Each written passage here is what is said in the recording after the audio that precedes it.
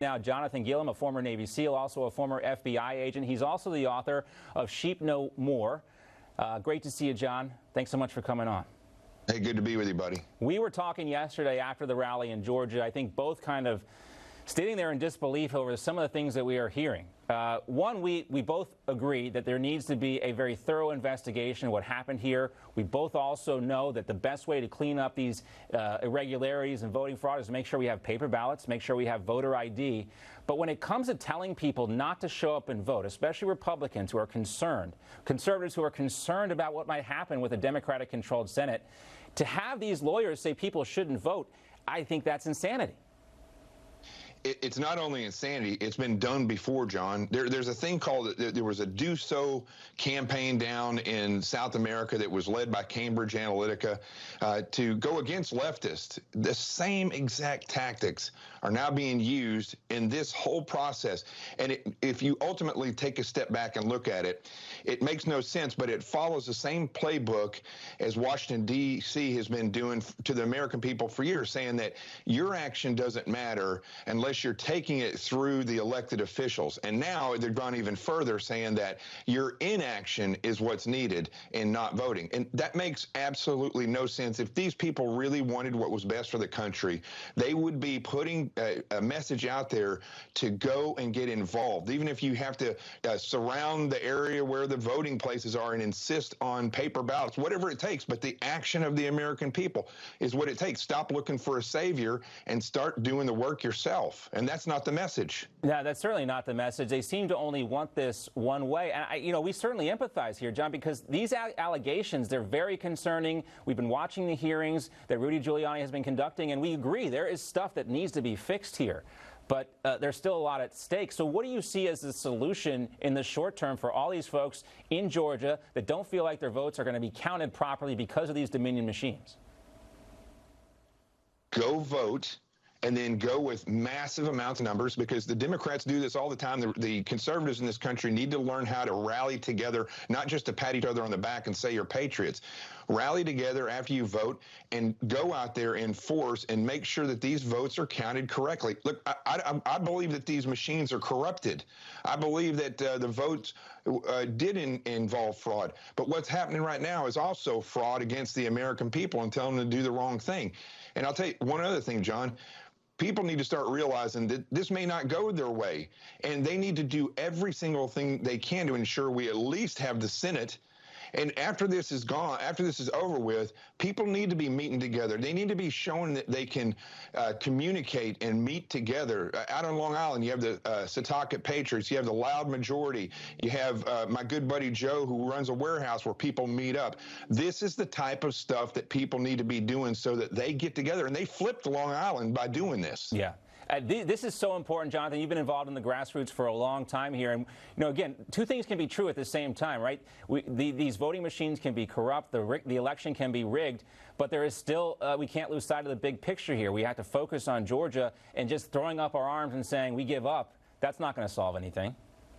And when you look on the stage of all the people that were talking yesterday, you have two attorneys, one of them who's questionable whether he's a conservative or not, the other one that seems to be grifting, and all these other individuals up on stage who have never done anything in their life. One of them's a felon this guy Ali, who's a felon, who's out there, has been accused of voter fraud before when he was working for one of the conservative campaigns. And these are the people that they're going to put on stage, and they're going to prop them up and listen to what they have to say. And what they say makes no sense.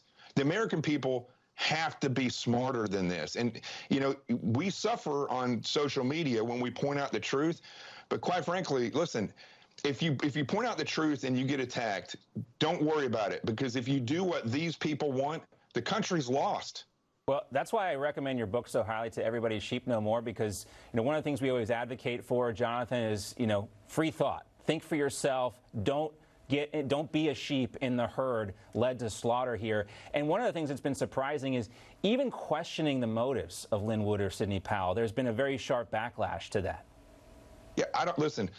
I don't. There is no Superman in the world, right? There's no particular person that you should rally behind and give 100% just your will to them. You should sit back and then at least question, why is this happening? And we keep putting these people up and propping them up as heroes, and I don't care what they've done.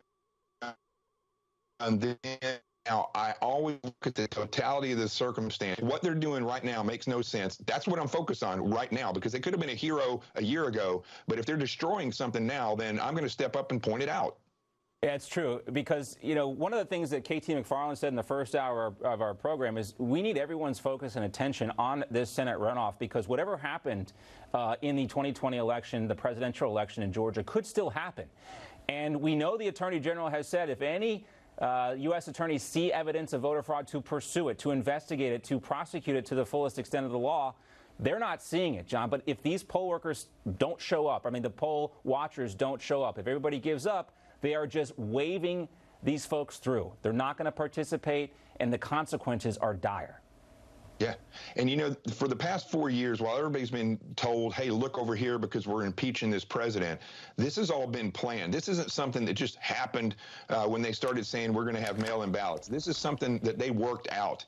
And right now what's occurring is that the right is literally doing this to themselves. The left's not even doing it anymore. And we have to work this out. We have to go vote, regardless whether you like it or not. Show up in force, and because you're going to lose if you don't go up there regardless. And then start working to get a paper ballot system. And it's hard to believe. Are we going back to the future? Because that's the way we used to vote in Arkansas. Now that everybody's wanting paper ballots again. Well, I live in Florida, John. We used to have touchscreen voting. They got rid of that. We have a paper ballot now. I can hold on to that ballot. I can take a picture of that ballot. I can prove who I voted for with that ballot. It's very secure. In Georgia, they still have the touchscreen systems, so that stuff needs to change. I also want to play one more clip for you from Linwood. He's talking about the Attorney General, Bill Barr, here. Take a listen. You send that message to Bill Barr at the Justice Department. Do your job.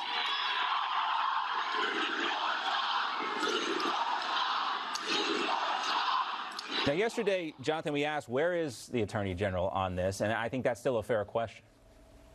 That's the only thing that Linwood said that made any sense yesterday. Bill Barr and these individuals, you got to remember there's different, the deep state is not a swamp, it's a family tree. And in that family tree are careerists. They're not just leftists.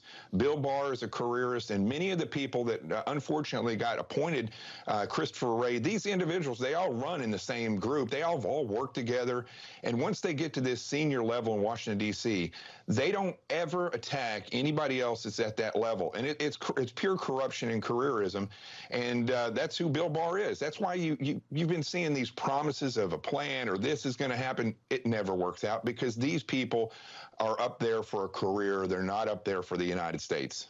Yeah, that's why we always see the federal government metastasizing year after year after year. John, great conversation. People, John, the American people are the answer for this, not Bill Barr, not anybody else. What a novel concept, we the people. First 3 words of the Constitution, 3 most important words of the Constitution. John, great to see you as always. You got it, brother.